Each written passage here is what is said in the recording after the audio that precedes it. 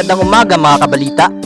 Nandito tayo ngayon sa St. Mary of the Servants Formation House upang saksihan ang liguhang pagpapakain ng mga brothers sa mga kabataan.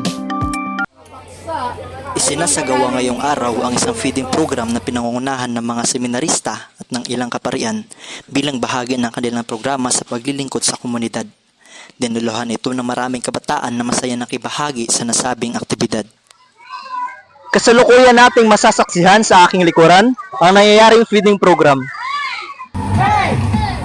Bukod sa pamamahagi ng pagkain, nagsagawa rin ang mga seminarista ng maikling palaro, panalangin at mga gawaing naglalayong palakasin ang samahan at pagpapahalaga sa isa't isa. Ayon sa mga tagapag-organisa, ang programa ay hindi lamang tungkol sa pagbibigay ng pagkain. Ito rin ay paraan upang maipakita ang diwa ng pagmamahal at paglilingkod na itinuro ni Jesus. Naniniwala silang ang simpleng pagtulong ay maaaring magbigay ng pag-asa at inspirasyon sa mga kabataan. Bilang isang seminarista na nagkasama sa naghahanda dito sa feeding program, ano po yung masasabi nyo?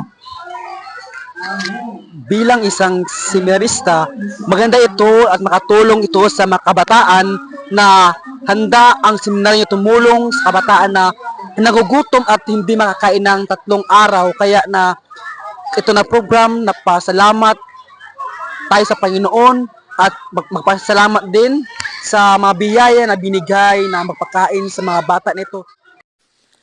Nagpapasalamat naman ang mga magulang at ang mga batang dumalo sa nasabing feeding program.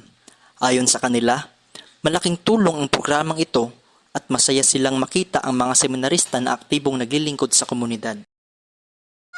Ano po masasabi niyo sa kasalukuyang ginagawang programa po ng seminaryo? Maganda, nakakatulong sa mga bata, lalo na yung mga walang pagkain sa bahay.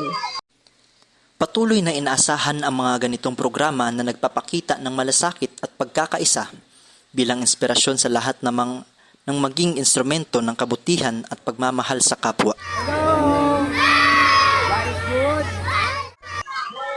Oh, mga bata, anong masasabi niyo sa ginagawang programa ngayon ng seminaryo? Maganda po. Maganda? Wow, thank you.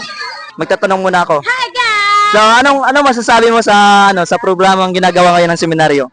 Okay lang. Charis. Mabuti kasi nagtuturo sila ng magandang ikakaano ng tao sa Brother, interviewin mo na kita, brother. May tanong lang ako sa'yo, brother. Anong masasabi mo sa ginagawang feeding program ngayon ng seminaryo? Masaya. Masaya? Okay, thank you, brother. Thank you, brother. Muli, ipinakikita ng feeding program na ang tunay na paglilingkod ay hindi lamang nasusukat sa pagbibigay ng pagkain, kundi sa pagbabahagi ng pagmamahal, pag-asa at malasakit sa kapwa. Isang paalala na ang maliit na gawa ng kabutihan ay may malaking epekto sa buhay ng ating kapwa. Mula dito sa St. Mary of the Servants Formation House, nagbabalita, Lemark Pino. Mula dito sa St.